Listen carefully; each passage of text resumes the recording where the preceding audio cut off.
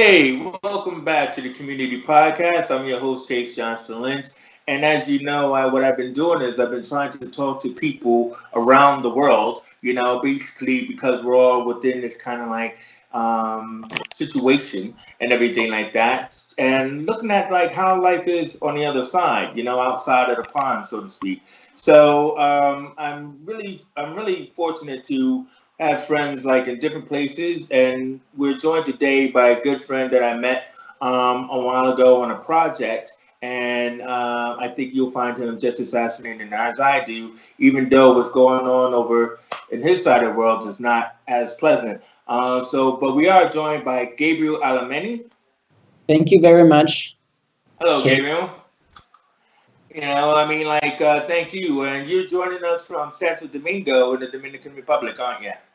Yes, that's right, the Caribbean. All right, and this was a place that we all wanted to go to, and we all wanted to always chase the sun down there. But when we were doing the show notes, you were kind of like telling me that down there you are only just at the beginning stages of this crisis, That's right. but it's not only hit you just recently, but massively. Can you tell us a bit about what's going on down there in Santo Domingo?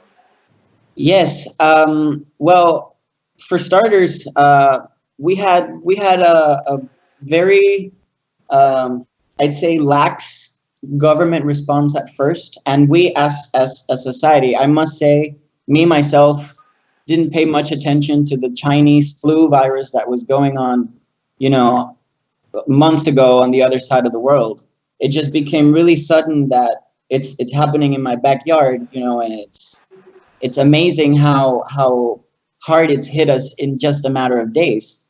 Um, Here, 2 weeks ago, everything was perfectly fine, business as usual. We even had municipal elections, which were questioned at the moment because it was just starting to be rumored that the virus might have gotten here or may have not, but it was just rumors 2 weeks ago. Now we've escalated from rumors to more than 500 cases. We've had about 50 deaths so far, reported deaths, but the civil society has been calling it out and saying that it's way more than that. We've had hospitals send videos calling for help, because the health system is overwhelmed right now, and it's really weird. How like I said, in a matter of days, it's kind of imploded, and it's crazy. Mhm. I mean, because also too is like you were telling me about, like in the community there, you have well, I wouldn't call them the slums, but you have like the areas that are called like favelas. We've seen them in movies, like City of God or The Incredible Hulk and everything like that. So it's harder for people to isolate, but they weren't even told to isolate at that time. So that's why it's hit, tremendously. The mortality rate you said is like it's probably amongst one of the deadliest mortality rates that is going on about now. Yes. Imagine, well, you guys see it in movies like City of God. I see it, a few blocks away from where I live. I'm lucky to live in a pleasant neighborhood. I'm one of the privileged people here, middle class. But right across the street, you can see a lot of people struggling to cope with the quarantine because their lives depend on a day-to-day routine and hustling, as we say, this side of the world. Yeah. It's the Well, we know hustle. about the hustle, bros. Yeah, it's the hustle, and the government here doesn't really respond to people's needs as they should. So it's Yeah. it's not as easy for them to say, "Hey, stay at home," because we can't guarantee that you'll have food in your kitchen, but you have to stay at home because we must preserve life and health. Well, And it's like a lot of times they call it like living from paycheck to paycheck, but there the struggle is even harder where people yeah, have it's to it's kind of kind of like like, it's beyond living from paycheck. It's like, look, we need to eat now. yeah, So it's a matter of living, you know, day to day, yeah, literally day to day. exactly. So, when you tell a family of five or of six where everybody has to work because 5 out of 6 people, you know, don't have maybe a skilled job, whatever that means. They have to go out and sell fruit. They have to sell produce. They have to sell fried food. They have to sell whatever it is that they can craft to make a little cash to sustain themselves for that day, you know. Yeah. And when you freeze the economy and when you freeze day-to-day activity, some people have a harder time coping with it, and you can see a lot of rebellious people going out in the streets, and it's a really hard situation for them because now the state has called in for emergency powers, and the president has behaved really poorly in terms of how he's acted in favor of the citizens. He's Yeah. made his actually being very repressive in terms of how he's allowed the poorer classes to handle the situation. Yeah. The government prohibited private sector's help. They said every help now has to go through the government, and the government itself has been using the situation to promote its official candidate, which is supposed to be elected on May, which we had general elections, but now I'm not so sure about that, you know? Yeah, yeah. It all seems to be conveniently timed around this election period, and it's a shame to hear that you guys are going through such a crisis of this magnitude. You know, where your leadership is of suspect as far as taking care of its people. You know, I think that we're having that in all countries. It seems in a way, but you know. But either way is that let me just go a bit into your background because we, like I said, we met like over a year ago where we were doing this kind of unified worldwide project for University of Liverpool, where we were kind of like covering like things like the trade industry from chocolate to garments, you know, in these different countries. And you were one of the filmmakers that joined the team that was put together. But what I thought was fascinating is that when I had that first conversation with you, you were in the middle of a Netflix project that you told me you couldn't talk about. I'm like, oh wow, check this guy out. He's working for Netflix. Check him out. Yeah. But and so I was thinking, well, it's over a year now, so maybe you could tell me about it. And so, what was that Netflix project you were working on? I was working as a PA last Christmas, actually, for a project you might have heard of called The Island. Oh my God, The Island! Yes. I have heard of this. It was like Lost. I tried watching it. It was like a mix between Lost and The Matrix, but I just couldn't get hooked. I don't know. Yeah. Maybe You're very clear about that because when I tried to watch it, and when you say Lost in the Matrix, it was set on an island, and these strangers wake up on this island. But then again, if they were actually jacked in at one point, you know, it's kind of like episode 2. We don't know where we're going with this, and then they put in the Matrix elements. Yeah, and I guess the dialogue wasn't very clear. I didn't, you know, maybe the weird dialogue may work for some, but I just I couldn't decipher what they were trying to communicate. So I had to stop watching it. Well, Gabriel, you know, I mean, we've had some conversations, and I know you're a big film fan and everything like that. So I'm just kind of curious, while you're working on a project like that, you know, and you see it happening, because that's kind of like, it's not exciting when you're outside of the bubble watching it, but when you're inside the bubble, there is a little bit of excitement. So while they were filming, I mean, what were your impressions? It's crazy because it was probably the best film the best film set I've worked on in years. The dynamic between the Canadian crew and the Dominican crew was beautiful. I made friends for life. You know, it's really nice. It was a really nice experience. But most of the time, you know, I was dealing with set problems, so I wasn't really paying much attention to what was going on in the actual shots in and in the scenes and actual everything. shot scenes. And yeah, Yeah. I was dealing with actor issues and producer issues. And I mean, yeah, because like you said, as a key PA, you're very much instrumental into all the different you know, groups and stuff like that. and From the actors to the crew and everything else like that. But at least it was experience, and yes, and it was a battle. It was an amazing set because it was in the middle of a jungle that is like a jungle beach. yeah, Uh, yeah. Well, you have to have the beach, bro. yeah, but that beach is not near any town or city or Yeah, populated location. It's not. You have to drive. We had to drive about 2.5 hours yeah. from an already far away town All you, right. to the very tip of the island where there's nothing. Yeah. Uh, and it was a battlefield. We had uh, protocols for when we had thunderstorms or rain or Oh my God. Yeah. So whatever. you had no shelter as well then. We had to build the shelters in matter of minutes because you could see the rain clouds coming in, and you Oh, knew you had 10 minutes, probably less, to build the tents and to put the sandbags so that they wouldn't fly. And protect the equipment. we had one of our video assist guys who was really struggling with the location. Yeah.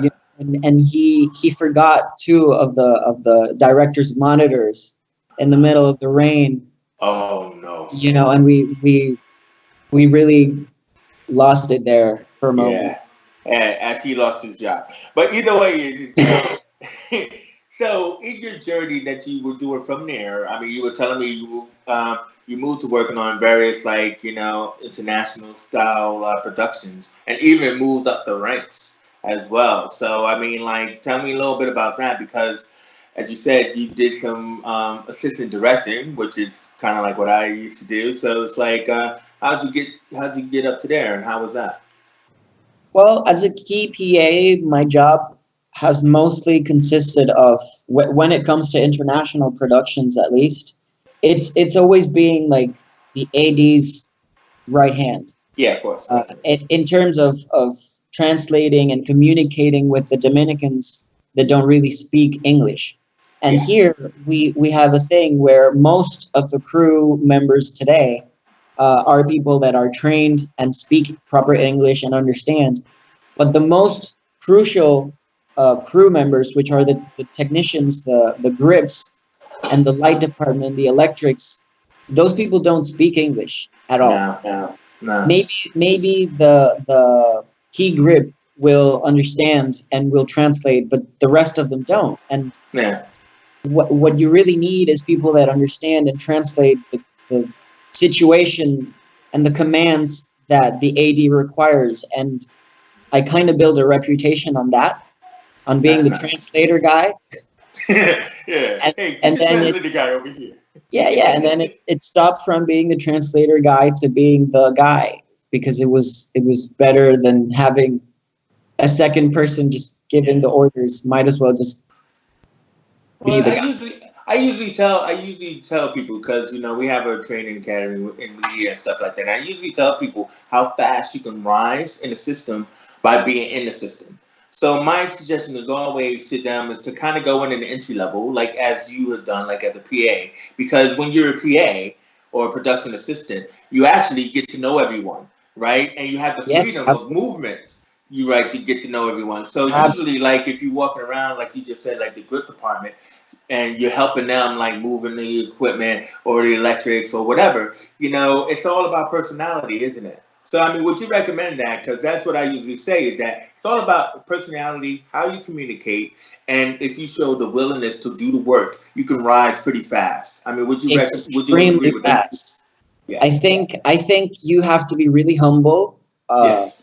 Every year I see newcomers come in from big film schools, probably people that have studied film or Oh my directing or God. production Yeah. for 2.5 years, and then they come and they try to be the teachers of people who've been working for 6, 8, 10 years. Me myself, I've been working for 6 years now, and it feels like every day I learn something new.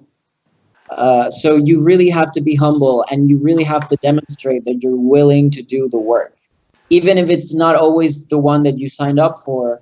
It's work, and you should be enjoying it, because in film, every job. I think the most interesting aspect of working in the film industry is that it's never the same. If you wanted to have the same, you should have gone through a 9 to 5 office job where it's going to be the same, and you're going to have your routine. But But every day also, it's different. but So also every too challenge though, is different. also too though, Gabriel, it's like when people learn in the school system, and I mean you can do that depending on what school you go to, UCLA or USC or whatever, something like that. The point is that you can learn on set, right? But you can't go to a set by telling people on set that you already know stuff, right? Especially like you can't talk to a director or producer telling them how you're a director, you got it so real, and you're so great that they should hire you. Because the first thing they do is they tune you out and try to figure out how to get rid of you. You know what I mean? But if you go to a set, like you just said, humble, willing, and I want to learn from you and all this other kind of stuff, you make the connections, you make the friends, and then you will show them what your skill set is. You know That's what I mean? And when it comes up, and it will come up, like, oh, well, maybe, you could do this or you could do that. I mean, would I, you agree with that kind of philosophy? yes, I absolutely agree. And there's one very important thing that people should always keep in their minds when they're in a set, and it's, even though it may not seem like it, a producer is always watching. Yeah, yeah. Even even when they're not on set, Mm-hmm. they have they have an amazing ability of filtering everyone in their set, because Mm-hmm. in the end they're paying you for what Yeah, you're doing. So they want to make because sure you're you there to do their job today. You can't talk about what job you did last week or what you want to do tomorrow. You're there today to do their job. exactly. So you have to keep that in mind and know that sometimes they're better at knowing what you're capable of than yourself, especially Yeah, at the beginning. They exactly. are gonna be your best um, guide in terms of where you are headed. I can't say how many producers I've heard tell people, newcomers, oh, you're gonna be a script supervisor, you're gonna be a great camera assistant, you're gonna be a great assistant director, and in a matter of years you see them taking the steps to go through what they've been sort of uh, prophesized to Yeah, become. And yeah, it's not a prophecy, or it's not a matter of guessing, it's a matter of experience. They see yeah, your attitude, they see your skill set, and they know where you're headed. That's my experience. So always keep in mind that producer behind you yeah. watching your move. Yeah. So let me also say, because we also related on the fact that your father is a filmmaker. He's an actual director of stuff. And I thought that was really interesting to hear that you had that kind of background, because my son wants to in a way follow. I would like to think he wants to follow my footsteps, but either way you look at it is, your father, who is Ernesto Alemany, he's actually a filmmaker who has won an award for one of his films, isn't he? Well, he was nominated for a Goya, and he's traveled the world in the film circuit thanks to a film he did 5 years ago, I think 6 years ago. It's called Hmm. La Gunguna. Hmm. He very mockingly publicized the fact that it was pirated on YouTube, so you can actually watch it on YouTube. All right. And Is if it you in want to English or support it, subtitles? you can watch it on HBO. Right, right, right. But is it in English or subtitles? It's got subtitles, and if you understand Spanish, you better be prepared, because it's not going to be Mexican or Spanish. It's gonna Spanglish. It's not gonna be that Spanglish. it's gonna be real Dominican colloquial Spanish. So Right, it's right. very exotic in a way. But how was that for you though? But basically, how was that for you in growing up? Like where your father was like making films or in the arts and stuff like that. I mean, you how was that for you, basically? And was it a part of your inspiration? Well, I grew up surrounded by artists of all kinds, musicians, painters, editors, Mm, even more directors. So it's always been kind of like a natural part of me.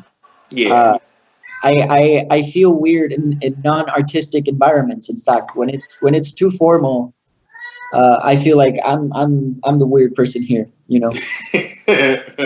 So so Well, yeah, it's been a big influence. It's been more than an influence. It's just been the life I grew up in. So yeah. I could say I had no choice. Yeah, well, no, exactly. You don't really. I mean, when you're surrounded by that kind of creativity, you can't help for it to kind of like stick to you in some way, shape, or form. I was saying to you that like my son is involved in kind of like what I'm doing now, which is like podcasting, and he has his own channel, and he wants be like doing voiceovers, directing, acting, editing. And I said to him, "Listen, son. Whatever you do, don't become a director. Become an editor. That's where you make money."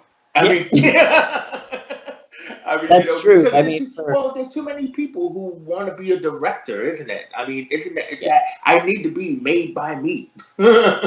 yes, and not only that, but I could say from personal experience, you only get to direct so many times a year, but you do get to edit a lot more, which means a lot more income. That's for sure.